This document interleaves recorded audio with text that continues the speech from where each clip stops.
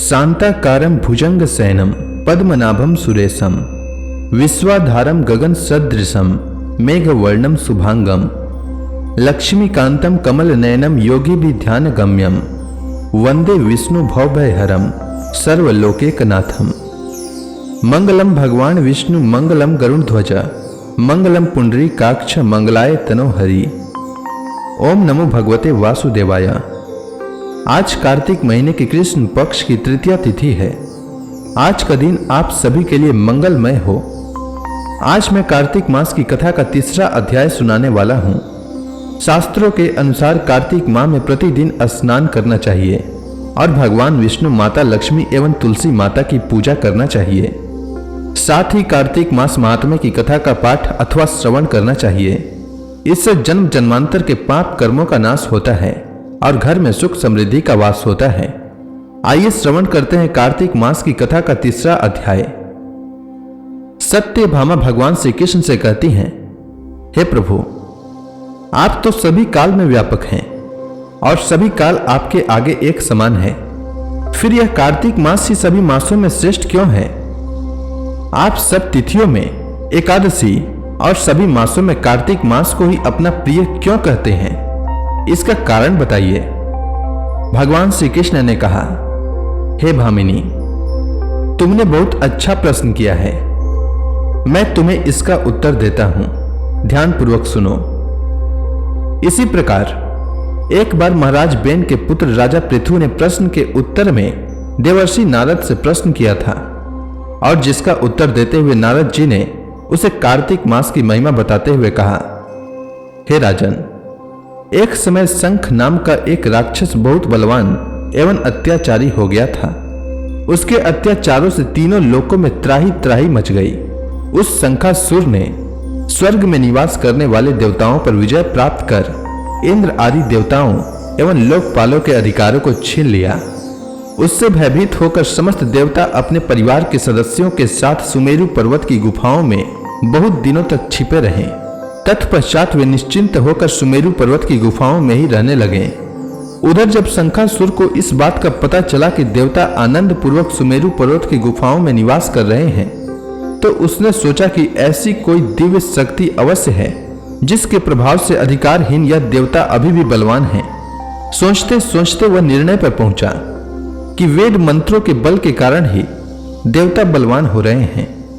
यदि इनसे वेद छीन लिए जाएं तो वे बलहीन हो जाएंगे। ऐसा विचार कर शंखासुर ब्रह्मा जी के सत्य लोक से शीघ्र ही वेदों को हर लाया। उसके द्वारा ले जाए जाते हुए वेद भय से उसके चुंगल से निकल भागे और जल में समा गए। शंखासुर ने वेद मंत्रों तथा बीज मंत्रों को ढूंढते हुए सागर में प्रवेश किया, परंतु न तो उसको वेद मंत्र मिले और न ही बीज मंत्र।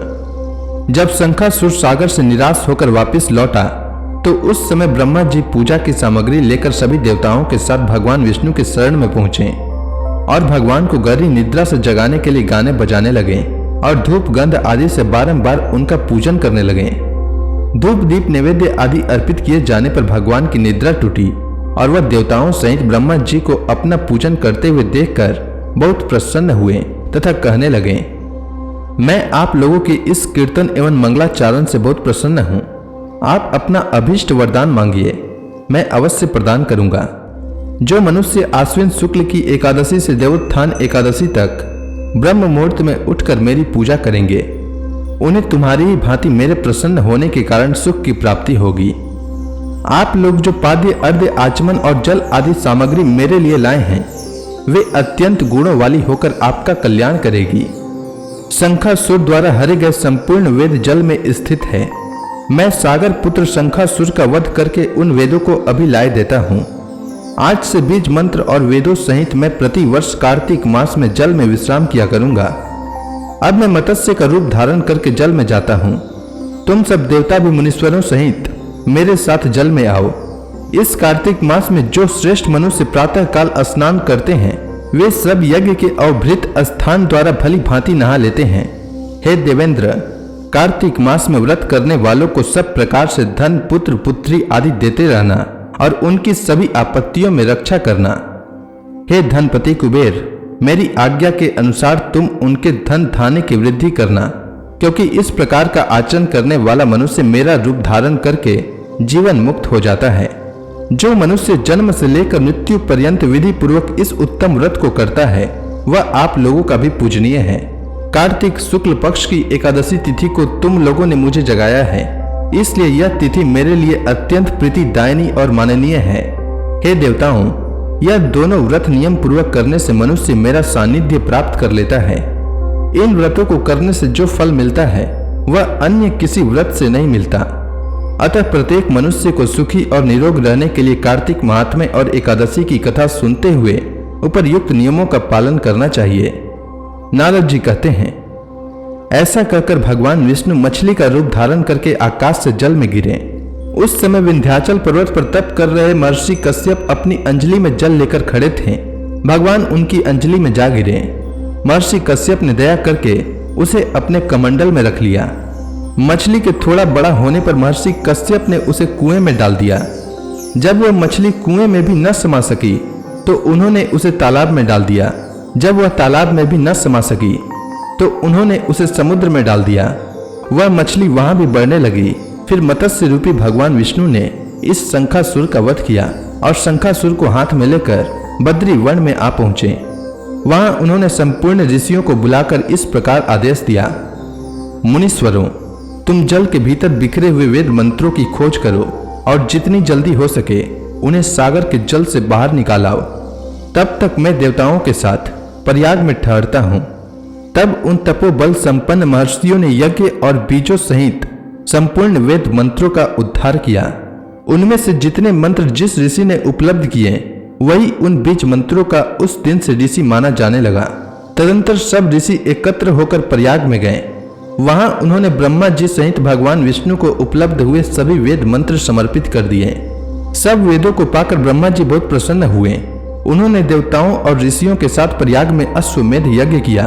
यज्ञ समाप्त होने पर सब देवताओं ने भगवान से निवेदन किया, देवाधिदेव जगन्नाथ, इस स्थान पर ब्रह्मा जी ने खोजे हुए वेदों को पुनः प्राप्त किया है और हमने भी यहाँ आपके प्रसाद से यज्ञ भाग पाए हैं। अतः यह स्थान पृथ्वी पर सबसे श्रेष्ठ पुण्य की वृद्धि करने वाला एवं भोग तथा मोक्ष प्रदान करने वाला हो। साथ ही यह समय भी महापुण्यमय और ब्रह्मघाती आदि महापापियों को भी शुद्धि करने वाला हो तथा यह स्थान यहाँ दिए हुए दान को अक्षय बना देने वाला भी हो। यह वर दीजिए। भगवान विष्णु बोले, देवताओं, तुमने जो कुछ कहा है वह मुझे स्वीकार है। तुम्हारी इच्छा पूर्ण हो। आज से यह स्थान ब्रह्म क्षेत्र के नाम से प्रसिद्ध होगा। सूर्य वंश में उत्पन्न राजा भागीरथ यहाँ गंगा को लेकर आएंगे और वह यहाँ सूर्य कन्या यमुना से मिलेगी। ब्रह्मा जी और तुम सब देवता मेरे साथ यहाँ निवास करो। आज से यह तीर्थ तीर्थराज के नाम से विख्यात होगा। तीर्थराज के दर्शन से तत्काल सब पाप नष्ट हो जाएंगे। जब सूर्य मकर राशि में स्थित होंगे उस समय यहाँ स्नान करने वाले मनुष्यों के सब पापों का यह तीर्थ नाश करेगा। यह काल भी मनुष्यों के लिए सदा महान पुण्य देने वाला होगा। माघ में सूर्य के मकर राशि में स्थित होने पर यहाँ स्नान करने से सालों के आदि फल प्राप्त होंगे। देवादिदेव भगवान विष्णु देवताओं से ऐसा कहकर ब्रह्मा जी के साथ वहीं अंतर ध्यान हो गए। तत्पश्चात इंद्र आदि देवता भी अपने अंश से प्रयाग में रहते हुए वहां से अंतर ध्यान हो गए। जो मनुष्य कार्तिक में तुलसी जी के जड़ के समीप श्री हरि का पूजन करता है वह इस लोक में संपूर्ण भोगों का उपभोग करके अंत में वैकुंठ धाम को जाता है। तो इसी के साथ कार्तिक मास महात्म्य का तीसरा अध्याय पूर्ण हुआ। अब आगे की कथा मैं कल लेकर आता हूँ। तब तक के लिए भगवान श्री हरि का नाम लेते रहें। तो प्रेम से बोलिए विष्णु भगवान की जय, श्री कृष्ण भगवान की जय, तुलसी माता की जय, लक्ष्मी माता की जय, समस्त देवी देवताओं की जय।